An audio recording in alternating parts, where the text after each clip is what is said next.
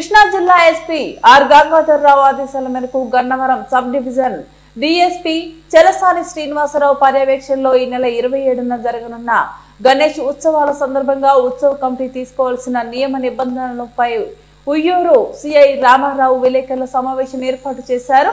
వినాయక చవితి ఉత్సవాలు నియమ నిబంధనలను ఇన్స్పెక్టర్ రామారావు వివరించారు. వినాయక చవితి ఉత్సవాల సందర్భంగా ప్రజలందరూ సహకరించాలని, ప్రతి మండలంనకు సింగిల్ విండో సిస్టమ్ ద్వారా అనుమతులు సులభతరం చేస్తామని తెలిపారు. మండపం వద్ద గాని ఊరేగింపులో ఎటువంటి డీజేకు అనుమతి లేదని స్పష్టం చేశారు. మండపం వద్ద గాని ఊరేగింపు వద్ద గాని ఎటువంటి అవాంఛనీయ సంఘటన జరిగినా కమిటీ వారే పూర్తి బాధ్యత వహించాలని, ఎవరికైనా అత్యవసర సమయంలో 112కి డయల్ చేసి సహాయం పొందగలరని సూచించారు. వినాయక చవితి పండుగను భక్తి శ్రద్ధలతో నిర్వహించుకోవాలని, ఇతరులను రెచ్చగొట్టే విధంగా డీజే పాటలు గాని ఇతర కార్యకలాపాలు గాని చేపడితే తగిన చర్యలు తీసుకుంటామని హెచ్చరించారు. చెప్తాము రూట్ మీరు చెప్పారు, మేము దానికి అనుమతి ఇచ్చామో ఆ రూట్లోనే వెళ్ళాలి. తర్వాత కొన్ని నిమజ్జనాలకు సంబంధించి డేట్స్ మీరు చెప్పినవి కాకుండా మేము చేంజ్ చేస్తాం. దానికి అనుగుణంగా మీరు చేంజ్ చేసుకోవాల్సి ఉంటుంది. 9 రోజుల వరకే అనుమతి ఇవ్వడం జరుగుతుంది. తర్వాత 7 రోజులు చేసుకోవాలా, 8 రోజులు చేసుకోవాలి, 9 రోజులు చేసుకోవాలా. కొన్ని లాస్ట్ టైం కొన్ని ఇబ్బందికర పరిస్థితులు తలెత్తాయి కాబట్టి వాటిని దృష్టిలో పెట్టుకుని ఖచ్చితంగా మేము కొన్ని డేట్ మేము సరి చేస్తాం. వాటి ప్రకారం మీరు నడుచుకోవాల్సి ఉంటుంది. ఓకేనా? తర్వాత ప్రైవేట్ స్థలం ఉంటే యజమాని పత్రం, అలా పబ్లిక్ స్థలం ఉంటే సంబంధిత అధికార పత్రం తీసుకో అనుమతి పత్రం ముందుగానే పోలీసులు తెలియజేస్తారు కాబట్టి వాటి విషయంలో మేము ఏమైనా సూచనలు చెప్తే వాటిని పాటించాలి. ఉత్సవం ముగిసే వరకు ఉత్సవ కమిటీ సభ్యులు 24 గంటలు అందుబాటులో ఉండాలి.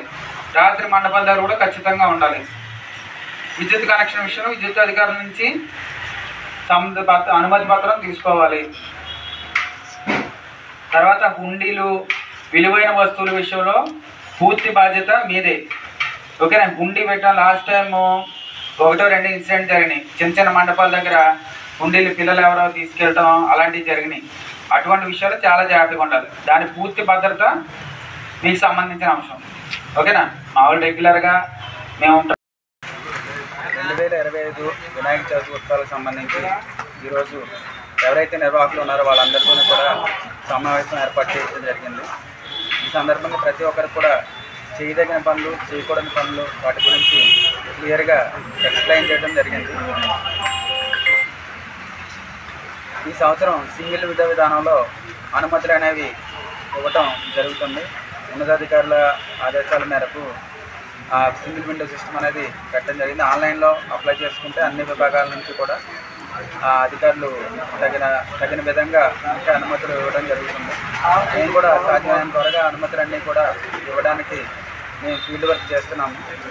ఈ సందర్భంగా ప్రతి ఒక్కరికి కూడా చెప్పడం జరిగింది. కమిటీ సభ్యులు అనేది పూర్తిగా బాధ్యత వహించాలని, అలాగే 24 గంటలు వాళ్ళు అందుబాటులో ఉండాలని, రాత్రి సమయాల్లో వాళ్ళు మండపం దగ్గర అందుబాటులో ఉండాలని చెప్పి, అలాగే ప్రతి మండపం దగ్గర సీసీ కెమెరా అనేది ఏర్పాటు చేసుకోవాలని, డీజేలకు అనుమతి లేదని చెప్పడం జరిగింది. అలాగే కులాల వారీగాను వర్గాల వారీగాను ఎటువంటి రెచ్చగొట్టి అంశాలు చేయకూడదని చెప్పి కూడా క్లియర్గా వాళ్ళకి చెప్పడం జరిగింది. అలాగే నిమజ్జనం డేట్లకు సంబంధించి కొన్ని విషయాలు పరిగణలోకి తీసుకుని అందుబాటులో ఉన్న అంశాలను బట్టి అటు ఇటుగా కూడా నిమజ్జనం డేట్స్ చెప్పడం జరుగుతుంది. ఈ సంవత్సరం వినాయక చవితి ఉత్సవాలు ప్రశాంతంగా జరగడానికి అన్ని ఏర్పాట్లు చేయడం జరిగిందని చెప్పి